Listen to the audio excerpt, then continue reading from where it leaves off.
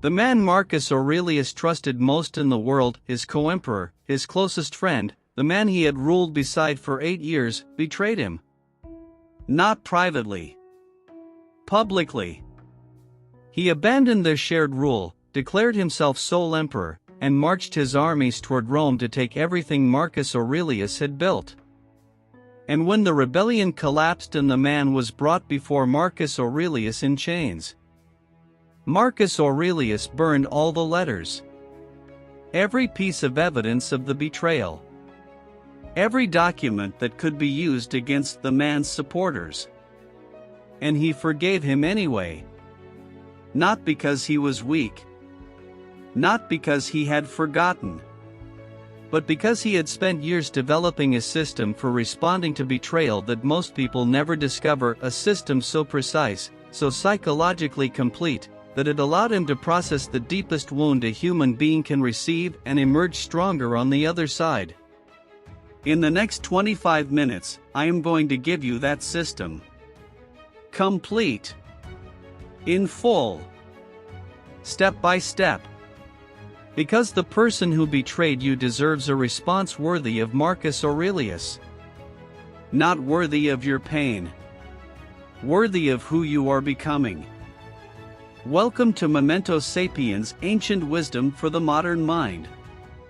Today we go into the deepest and most personal territory we have ever explored on this channel. Betrayal. Not as an abstract philosophical concept. Not as a motivational topic. As the specific, documented, historically verified experience of Marcus Aurelius, a man who was betrayed by friends, family, advisors, and colleagues throughout his entire life. And who developed, through years of Stoic practice, what I am calling the Stoic Betrayal Protocol, 8 precise steps for moving through betrayal without being destroyed by it. This is not about forgiveness as a concept. This is not about letting go as a platitude. This is a system. Built by a man who needed it to survive. And it is going to change how you understand what happened to you. Part 1. Why betrayal hurts more than any other wound, and why that matters. Before we can respond to betrayal, we need to understand precisely why it affects us the way it does. Because betrayal is not like other pain. Physical pain has a clear source. Failure has a clear cause. Loss has a clear object. Betrayal is different. It attacks something that physical pain cannot touch, your model of reality. When someone betrays you, they do not just hurt you. They retroactively change the past. Every memory you have of that person, every conversation, every moment of trust, every vulnerability you shared is suddenly rewritten. What you thought was real was not real. What you thought was safe was not safe. What you thought you knew about another human being, you did not know at all. This is why betrayal can feel more destabilizing than grief. Grief accepts the loss of something real. Betrayal forces you to question whether the thing was ever real to begin with. Marcus Aurelius understood this precisely. He wrote in his Meditations, "The first rule is to keep an untroubled spirit. The second is to look things in the face and know them for what they are." Notice the order. First, untroubled spirit. Second, see clearly. He is telling us something critical.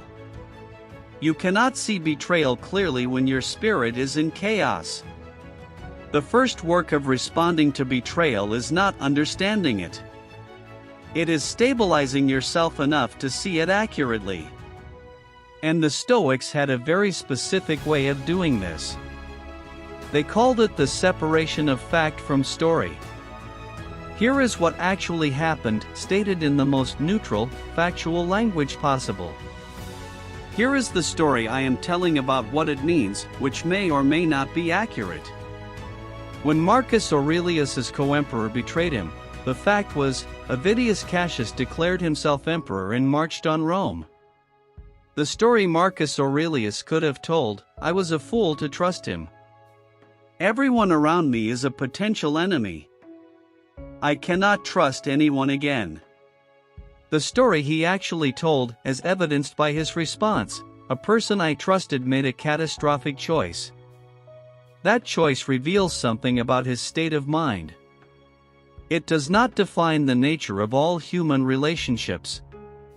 That distinction between fact and story is the foundation of everything that follows. The practice for you: write down the betrayal in the most factual language you can manage. No interpretation. No meaning. Just what happened. Then separately write the story you are telling about what it means. Look at the two lists side by side. That gap between them, that is where your work begins. Part 2. The 3 types of betrayal and why each one requires a different response. Marcus Aurelius was betrayed in 3 distinct ways throughout his life. And the Stoic response to each was different, not in principle, but in practice. Type 1, the betrayal of trust. This is when someone you confided in used what you shared against you. When a friend revealed your vulnerabilities. When someone took your openness and weaponized it. This was Marcus Aurelius's experience with several advisors who used private knowledge of his health struggles to undermine his authority. The Stoic response to betrayal of trust is not to stop trusting. It is to become more discerning about what you share and with whom, without closing down entirely. He wrote, "Accept the things to which fate binds you, and love the people with whom fate brings you together, but do so only with all your heart." The key phrase is, with all your heart, not with all your information. Love fully. Share selectively. These are not contradictions. Type 2, the betrayal of loyalty.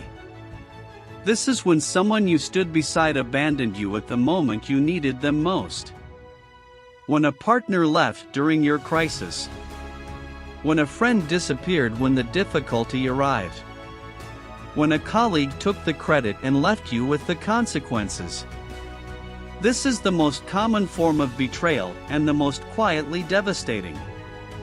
Marcus Aurelius experienced this repeatedly in his military campaigns, generals who committed to strategies and then retreated when the cost became clear. The Stoic response here is one of the most radical ideas in the entire Meditations. He wrote, "People exist for the sake of one another. Not for your sake specifically. Not to fulfill their promises to you specifically. For one another in the larger sense." Meaning, their failure to show up for you does not negate the value of human connection. It reveals their current limitation. Not the impossibility of loyalty itself. Type 3, the betrayal of character. This is the deepest wound. When someone you believed was fundamentally good revealed themselves to be fundamentally different from who you thought they were. When the person you loved showed you cruelty you did not know they were capable of. When the mentor you trusted revealed an agenda you never suspected. When the version of the person you had built in your mind turned out to be a projection. This was Marcus Aurelius's experience with Avidius Cassius, a general he had publicly praised, privately trusted, and professionally elevated, who declared himself emperor the moment false rumors of Marcus Aurelius's death reached him. The Stoic response to this type of betrayal is the most philosophically demanding of the 3. Marcus Aurelius wrote, and this is the most important line in this entire video: "How much more grievous are the consequences of anger than the causes of it?" He is not minimizing what Cassius did. He is identifying where the real danger lies. Not in the betrayal. In his response to it. Because the betrayal already happened. It cannot be undone. But his response, that was entirely within his control. And it would determine everything that followed. Part 3. The first 72 hours, the most critical window after betrayal. Marcus Aurelius identified something that modern trauma research has since confirmed. The first 72 hours after a significant betrayal are the most psychologically dangerous, not because of what the betrayer does next, but because of what you are most likely to do. In those first 72 hours, the Stoics identified 4 responses that feel right but are actually devastating. Response 1: Immediate confrontation driven by raw emotion. When you are in the acute pain of betrayal, your nervous system is in a state of threat response. The prefrontal cortex, the part of your brain responsible for clear thinking and measured communication, is functionally offline. Anything you say in that state will be said from your wound, not from your wisdom. Marcus Aurelius waited. When news of Cassius's betrayal reached him, he did not immediately respond. He spent days in what he called deliberate contemplation before taking any action. The rule: say nothing of consequence in the first 24 hours. Write everything down. Say nothing. Response 2: seeking validation from everyone around you. The instinct after betrayal is to tell the story, to gather witnesses, to build your case, to have the people around you confirm that yes, what happened was wrong.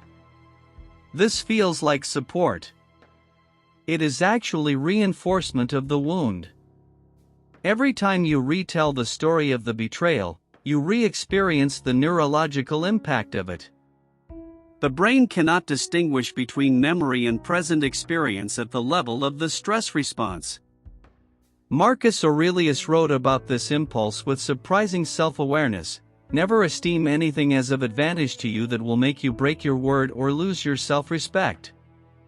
Including the advantage of feeling righteous.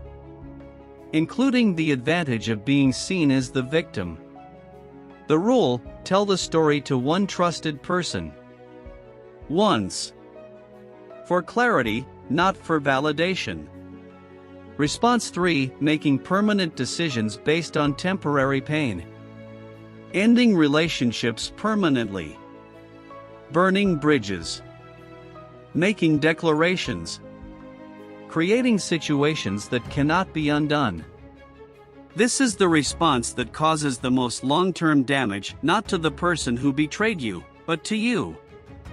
Marcus Aurelius, when faced with Cassius's rebellion, was advised by his generals to make an example of everyone associated with the betrayal, to send a message of consequence that would deter future disloyalty. He refused. Not because the advice was strategically wrong, but because he understood that permanent decisions made in the heat of betrayal almost always create outcomes that the calmer future self would not have chosen. The rule: make no permanent decisions in the first 72 hours. Temporary distance is different from permanent severance. Give yourself the gift of time before you decide what is irreversible. Response 4: collapsing inward. Withdrawing completely. Stopping functioning. Letting the betrayal become the organizing principle of your days. Marcus Aurelius wrote about this with unusual bluntness: waste no more time arguing about what a good man should be. B1. The argument, in this context, is the internal one, the endless replaying, the rehearsing, the obsessing. The instruction is immediate: be the person you are. Not when the pain is gone. Now. While the pain is present. The rule: within 72 hours, identify one action, however small, that is consistent with who you are at your best. And take it. Not to prove anything to anyone. To remind yourself of who you still are. Part 4. The Complete Stoic Betrayal Protocol: 8 steps in precise order. This is the system.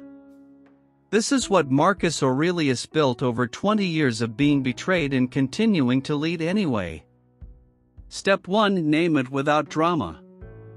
Say it plainly, internally: I was betrayed by this person in this specific way. Not, they destroyed me. Not, I trusted them completely and they shattered everything. Just the fact. Clean. Precise.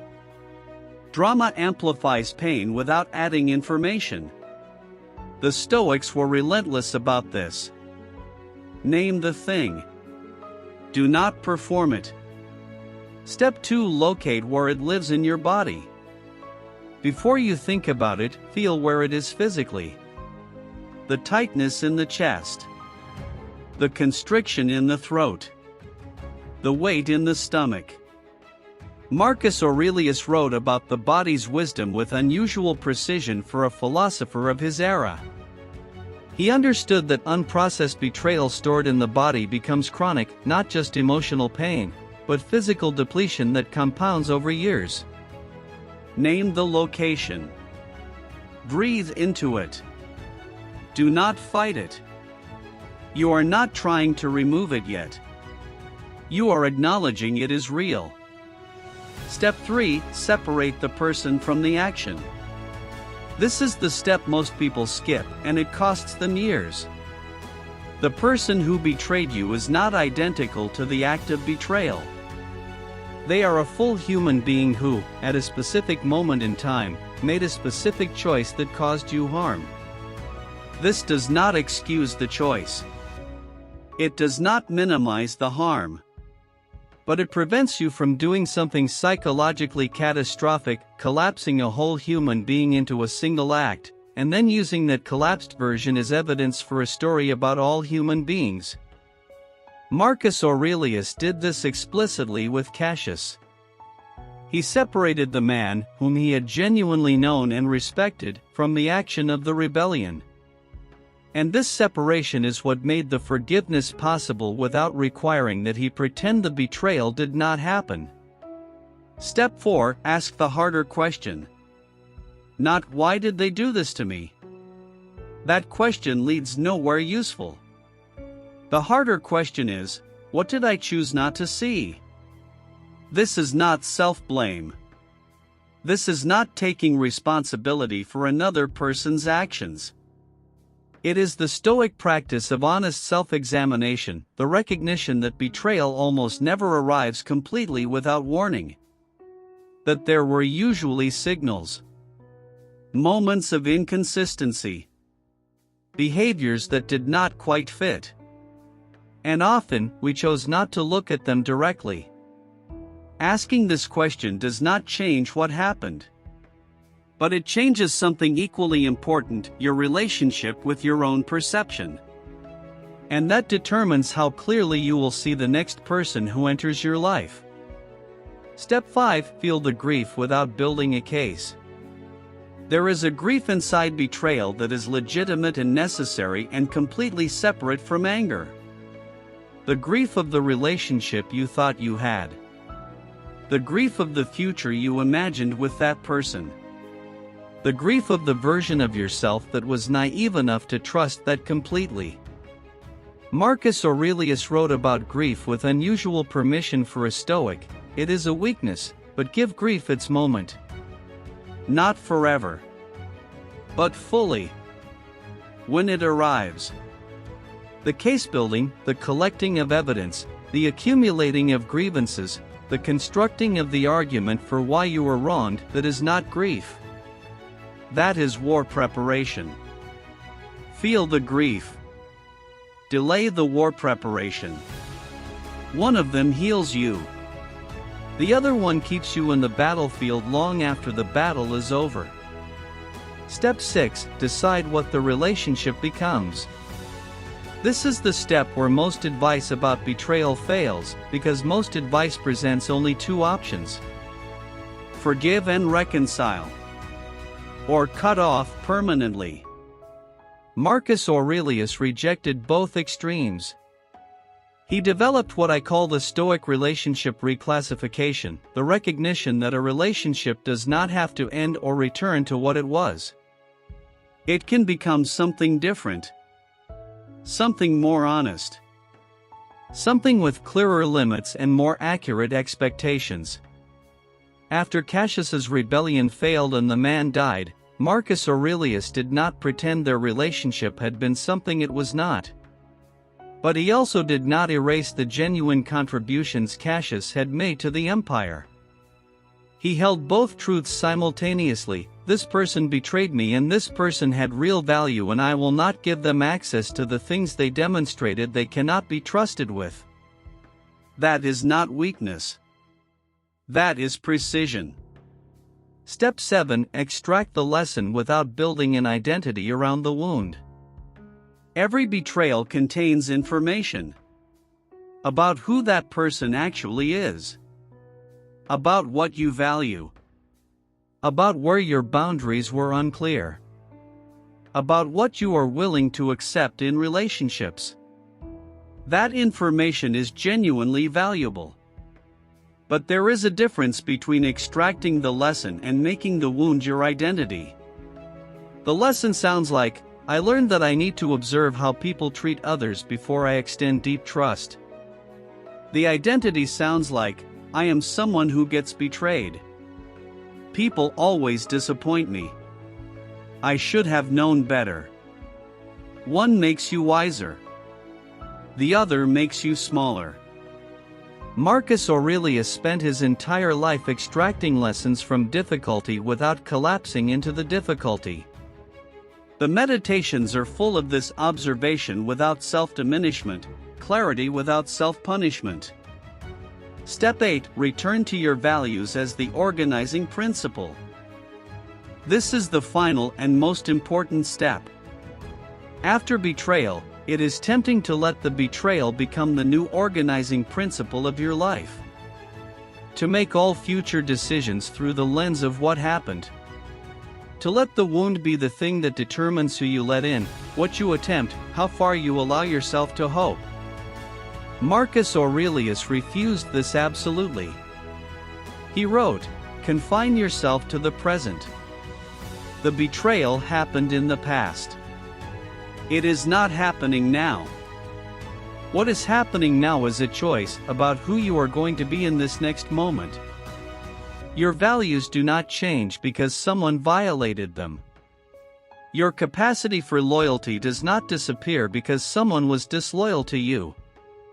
Your ability to trust does not evaporate because one person broke your trust. Return to your values. Use them as the compass. Not despite the betrayal. Because of it. Part 5. The Stoic definition of forgiveness and why it has nothing to do with the other person.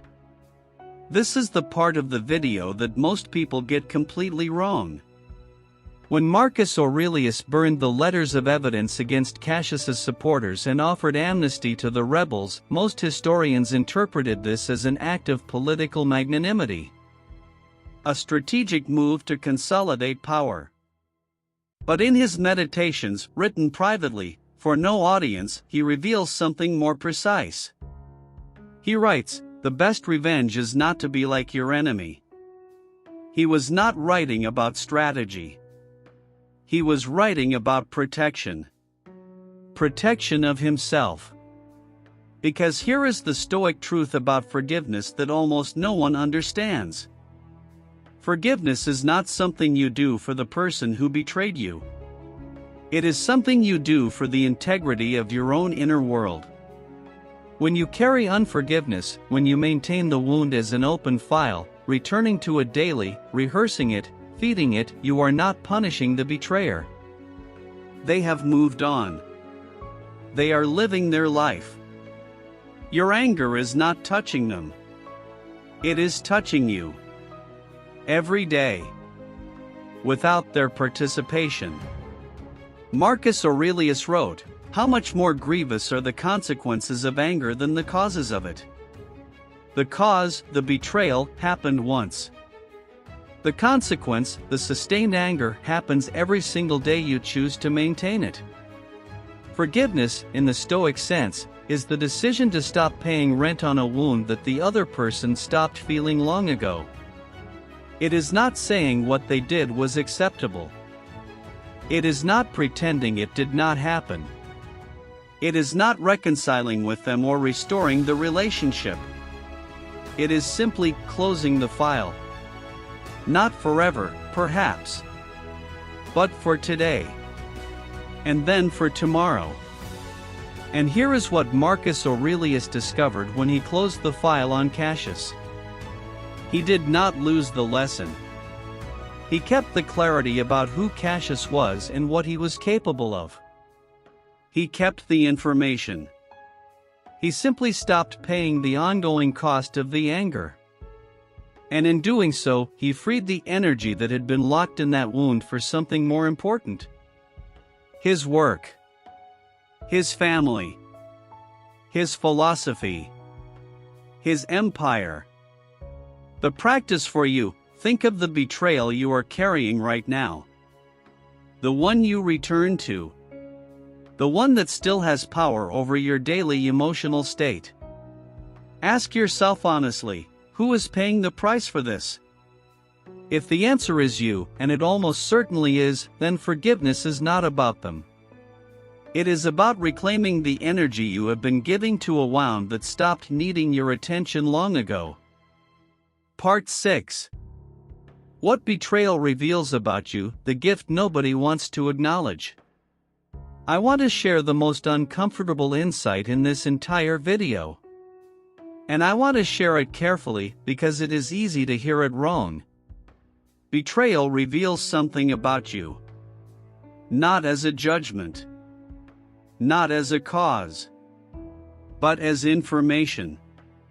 Here is what I mean. You can only be betrayed by someone you trusted. And trust, real trust, deep trust, is not a weakness. It is a capacity. A form of courage. A willingness to be seen and to extend yourself toward another person with genuine openness. The fact that you were betrayed means you were capable of that. Marcus Aurelius was betrayed repeatedly throughout his life, by advisors, by family members, by generals, by people he had elevated and protected. And he never stopped trusting. Not naively. Not recklessly. But genuinely. He wrote, "Receive without pride, relinquish without struggle." Including the pride of saying, "I will never trust again." Including the pride of the wound.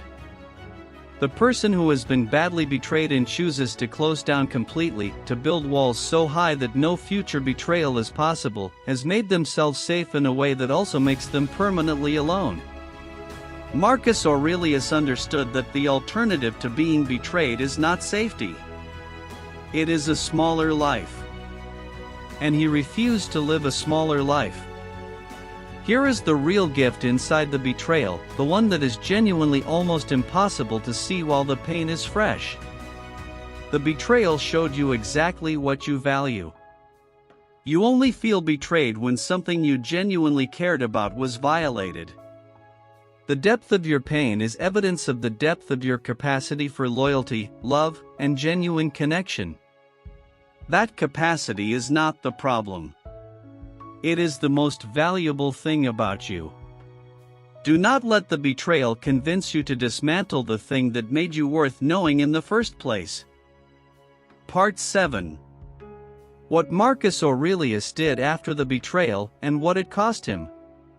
When the rebellion of Avidius Cassius collapsed and Marcus Aurelius marched through the eastern provinces to restore order, he did something that stunned everyone who witnessed it. He refused to punish. He burned the correspondence.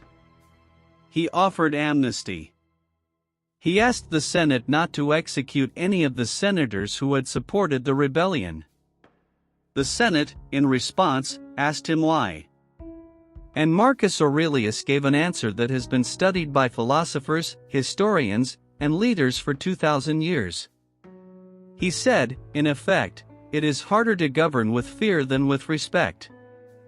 But more importantly, I will not let what was done to me determine who I am." He understood that the most dangerous consequence of betrayal is not what the betrayer takes from you. It is what you give away in response. Your openness. Your generosity. Your willingness to see good in people. Your capacity to lead without the armor of permanent suspicion. Those things, once surrendered, are very difficult to recover. Marcus Aurelius refused to surrender them. Not because Cassius deserved his generosity, but because Marcus Aurelius deserved to remain himself. That is the final and most important lesson of the Stoic Betrayal Protocol. The response to betrayal is not about justice. It is not about the other person at all. It is about who you are going to be on the other side of it. And that choice, entirely yours, will define far more of your life than the betrayal ever could. The complete Stoic Betrayal Protocol. Separate fact from story, the gap between them is where your work begins. 3 types of betrayal, each requires a different response. The first 72 hours, say nothing, tell one person once, make no permanent decisions, take one small right action. 8 steps, name it, feel it, separate person from action, ask the harder question, grieve without building a case, reclassify the relationship, extract the lesson, return to your values. Stoic forgiveness, closing the file. Not for them. For you. What betrayal reveals, the depth of your pain, is evidence of your capacity for genuine connection. Do not dismantle it. What Marcus Aurelius did after refused to let what was done to him determine who he was. Marcus Aurelius was betrayed by the person he trusted most in the world. He burned the evidence, offered amnesty, and returned to his work. Not because he was not hurt, because he understood that what he did next mattered more than what had been done to him. That understanding is available to you right now, regardless of what happened, regardless of who did it, regardless of how deeply it went. What you do next matters more. If this video gave you something real, share it with someone who is carrying a betrayal right now. It might be the most important thing they receive today. Subscribe to Memento Sapiens. Every week, we go deeper. Remember to be wise. Memento Sapiens.